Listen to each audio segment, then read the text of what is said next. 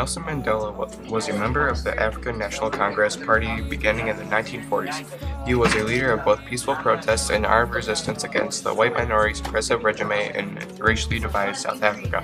His actions landed him in prison for nearly 3 decades and made him the face of the anti-apartheid movement, both within his country and internationally. After Nelson Mandela walked to freedom, but black people suffered decades of government-backed injustice before it did.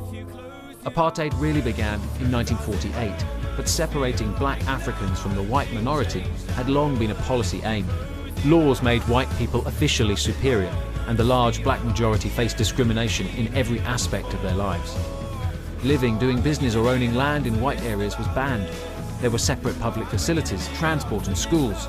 Interracial marriage was banned. Many had no right to citizenship and were regarded as aliens in major cities. Instead, they were made citizens of Bantustan. In your pose is the dust settled around us, and the walls kept tumbling down. 100-day period from April 7th, 1994 to mid-July, an estimated 500,000 to 1 million Rwandans were killed, constituting as much as 20% of the country's total population and 70% of the Tutsi then living in Rwanda.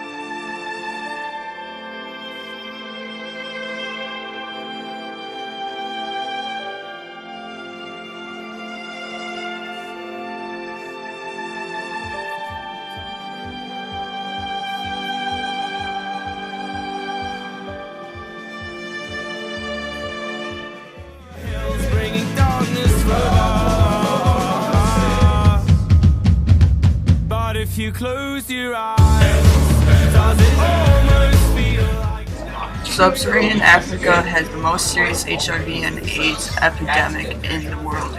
In 2012, roughly 25 million people were living with HIV, counting from nearly 70% of the global total.